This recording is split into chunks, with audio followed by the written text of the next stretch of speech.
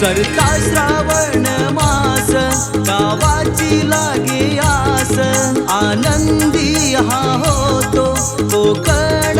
प्रवास झळवाराची सांगे तुला ये तू गणा भक्तीचा हा फुलला मळा ये तू गणा भक्तीचा हा फुलला मळा